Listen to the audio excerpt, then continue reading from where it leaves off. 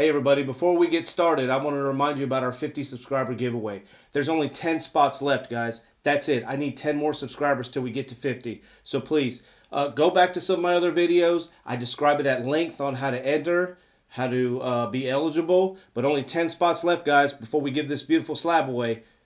Subscribe, and good luck.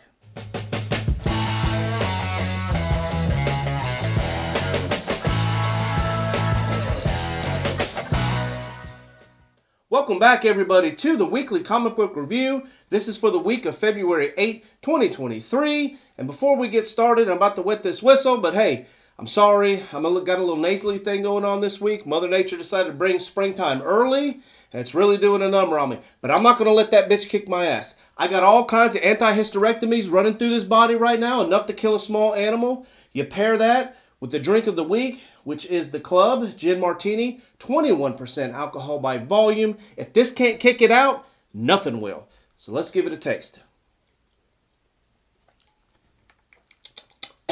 God, this is disgusting. Oh, God. I guess I don't like Gin Martini. I guess I don't like it. But we're going to get through this, guys. Thanks for watching. And let's start off with the pick of the week. This week's pick of the week is Red Goblin, #1, written by Alex Packnell. Now, I don't know who this guy is, but did he spin a good yarn?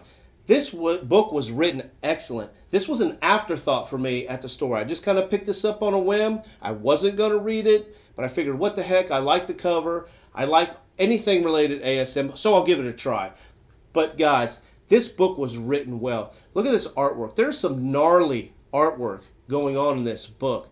It has some adult themes and adult tones for a book written about a small boy who just got his very own symbiote not too long ago. Dylan Brock from Venom has broken off Normie. Normie Osborn is Norman Osborn's grandchild. He's roughly around 10 to 12 years old. So him and his newly made symbiote are trying to, this is the building blocks of a relationship. They're trying to figure each other out. And as they go along, they know they're going to be good guys. They don't want to be bad guys. They're going to be good guys. So they tussle with this Goblin Nation. It's a ragtag band of guys kind of left over, I think, from Norman Osborn's old days as the Green Goblin. And it was great, man. Hijinks ensue. Norman makes an appearance. He gets kidnapped.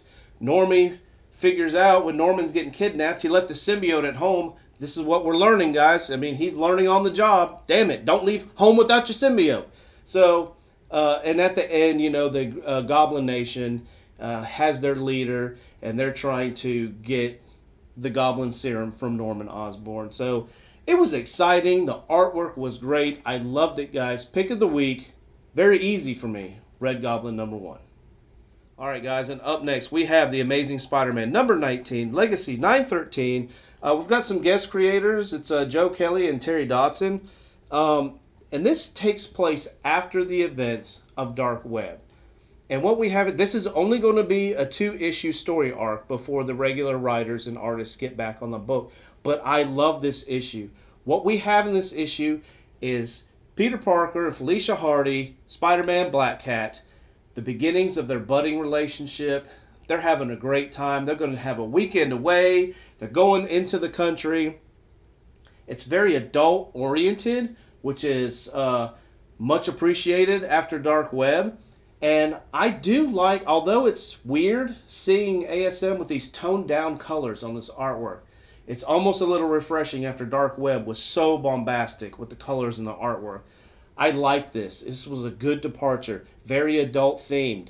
And of course, they go to the ski lodge or whatever it was to have a good weekend. Of course, who's there? Mary Jane and her new boyfriend, Paul, or whatever his name is. We still don't know what that dynamic is, but I think that's coming here in a few issues.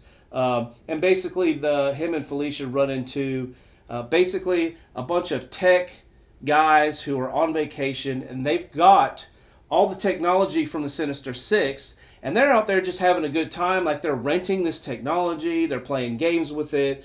Peter and Felicia think that it's really an event going on, that the Sinister Six is back, so they go try to confront them. And after they figure out what's going on, that this equipment's being rented out, these guys are just having big money fun. All of a sudden, before we know it, here's the fake Mysterio with an umbrella in his face, And now we have a murder mystery to figure out. But I had a lot of fun with this book. Like I said, the adult tones, I enjoyed it after Dark Web. I like the artwork. This was my second book of the week, guys. I was very happy with Amazing Spider-Man number 19. All right, up next, we have Batman number 132, written by Chip Zdarsky, artwork done by somebody named Hawthorne. And let me tell you, the artwork is different in this book. It's not Jorge Jimenez, who we love, we know. The artwork is different, but it doesn't mean it's bad. It works for this book. Remember, Batman is now on a different Gotham. He's on a different multiversal universe. He's in a different Gotham. So the artwork goes well, pairs well with this. Batman has a new little girl. She's trying to help him out. She's not a Robin, but she's kind of like a Robin. Her name's Jewel. She's helping him out, helping him find his way, navigate the city, who's good, who's bad. And that's important because Batman in this new world doesn't know right from wrong, good from bad. Who's good, who's bad? He goes to a black tie affair gala to try to infiltrate. He wants to meet the benefactor of this to try to get some technology that's going to help him get back home. He sees Selina Kyle. And of course, they start fighting. All hell breaks loose, and he's just reminding himself, this is not my Selina Kyle. It's not my Catwoman. You know, it's not my Harvey Dent. He's got to remember that this is a different Gotham, and I like that. I like that aspect of this story arc. I hope this goes on for a while. I'm having fun with the interchangeable players having different objectives and motivations. I'm loving Batman right now. This was almost pick of the week. This is a great book out by DC. If you're not in on Batman, this is a great time to jump in. I highly recommend it. All right, guys, before we finish the last 3 books, let me give you a couple tweets of the week. And normally the tweets that I bring you, they're movie related because I'm a big MCU fan. I'm sure like most of you. So this is information straight from the horse's mouth. It's from Twitter, so you know it's reliable. This is about Ant-Man Quantumania. And this is from Warren Thompson at the Cosmic Wonder. Ant-Man the Wasp Quantumania was awesome. Visually, it was insane, and the story is great. But Kang, Jonathan Majors stole the show for me. The best Ant-Man film yet for me. An exciting ride for Marvel fans. And the post-credit scene will make you jump out of your chair. Who could it be? I've heard there's 2 post-credit scenes, guys. So one happens sort of at the beginning when the words come down. Stay all the way to the end. There is a legitimate post-credit scene at the end. I think we're all going to be excited for what's to happen. All right, guys, and this next one is a big one. This is from Dan Slott, the writer of the current Spider-Man run. And he says, "Don't often pull this card out. When I do, it's always paid off. Like when I gave a heads up to retailers they might want to order more of ASM number 698. Not going to say why, but you might want to go get your comic shop and reserve a copy of Spider-Man number 7 with this cover." And there's not a picture of the cover, but what it is, it's a Spider-Man number 7 top secret spoiler variant. And what that tells me is there's probably a new character or a major event, a death that's happening, and it's going to be on the cover. And you know those 2 things, first appearance, first cover appearance. If you're into that sort of speculation, Dan Slott's throwing it down right now. So make sure you head to your LCS and check that out. All right, guys, it's that time of the video where I give you the secret code word for the week for your entry to the 50 subscriber giveaway. And this week's code word is Normie Osborn. Normie Osborn is this week's code word of the week. All right, guys, up next, speaking of goblins, we have Gold Goblin number 4, written by Cantwell and art by Medina. And I have been enjoying this. Like I said, if you're an ASM fan, a lot of Goblin stuff going on right now. Norman Osborn has turned the cheek. He's turned the page. He has become a hero in the Marvel Universe, the Gold Goblin. He's flying around on his purple penis head glider. He's doing good all across the city. Last week he was battling Jack-O-Lantern, Owen Ward, and he talked him off the ledge instead of killing him. He's got him put in therapy. Man, Norman's doing good stuff. Unfortunately, Owen is not really taking the psychotherapy too well. He's going to blow everybody up in the hospital. You know, here comes the Gold Goblin trying to save the day. What are you doing, man? I'm trying to help you out. I put you in therapy. Boom. He blows everybody up. And Norman's going back going, what happened? What am I doing wrong? He's battling some demons still. That's never going to leave Norman. The Green Goblin's just kind of coming at him at all times. But he's hanging strong. He's doing well. And, by the end of the issue here, we find out that, dun, dun, dun, the psychotherapist was not a real doctor. It was Goblin Queen. And here she is. She's caught up with Norman. And she wants to give him back all the sins that was injected in her to make her Goblin Queen. She wants to give him back to Norman. So I'm still having fun with this. Not the best artwork, not the best thing Marvel puts out. But like I said, if you're in the world of ASM and you like reading these add-on books, this was a very good book.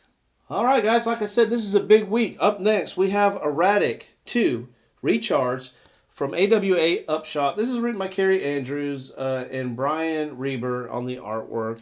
And I had fun with this series. It was only a 4-book issue series, and basically what this book is about is this kid has superpowers, like electric powers, but he only can use it for 10 minutes a day, so he has to pick and choose when he does it.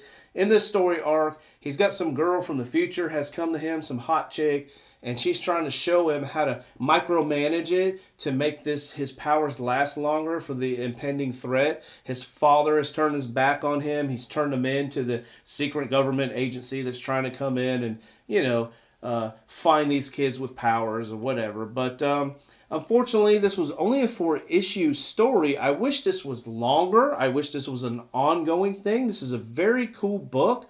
I enjoy the story very much, but this is the second set of books. There was a Erratic that came out a couple years ago. This is the second one, but short, man. Only 4 issues and it's done. But if you ever get a chance or they relaunch it, I'm definitely going to be there. I do like this book. All right, guys. Up next, we have Spawn, number 338. This is written by Rory McConville. Artwork done by Carlo Barberi. And I don't know about you guys, but I think this cover sucks. This cover sucks. I don't like it. This is the bad cover of the week. It is ungood. But the story was good. It was written well. The interior artwork is awesome. This is about Nyx, and this is a backstory on how Nyx became, how she started working with the Green, how the plan all came together, how she's going to steal the dead zones from Al Simmons' brain, from Spawn. And basically, she's just hot through the whole book. The artwork was great. It was easy to follow along. And Spawn can be kind of up and down and hard to follow with all the characters and whatnot. But when you get a backstory like this and you get kind of an origin, it smooths things out. That's what this book did. I love the writing. I love the artwork. Cover sucked. But this was another good book for the week.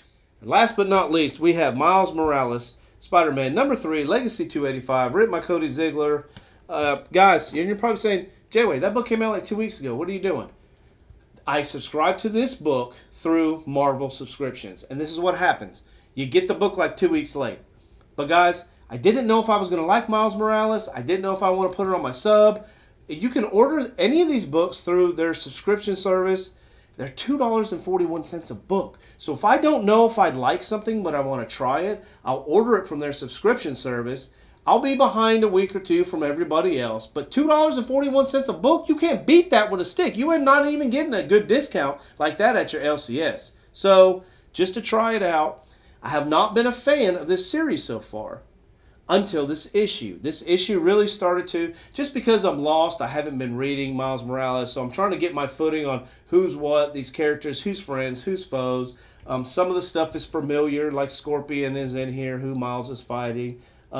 I feel like if you're an older guy like me, some things in this book are going to piss you off because there's a lot of urban lingo. There might be some like CRT references in this thing. Miles is fighting all the time, right? And he's holding his damn phone while he's trying to fight. And I'm in here reading the book like, Miles, put your damn phone down, man. What are you doing? You're in the middle of a fight. But with that being said, the action is good. The artwork is very good in this. You can tell from here the artwork matches the tone and the pace of this book. So Miles Morales, Spider-Man number 3, it's picking up for me. And god dang, I think these anti-hysterectomies are really kicking in.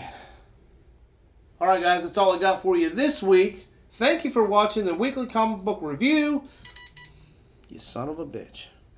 Alright guys, that's all I got for you this week. Thank you for watching the weekly comic book review. We will see you next week. I really appreciate it. Don't forget about our 50 subscriber giveaway. Until then, keep collecting comics. Just make sure you're doing it the Jway. Bye.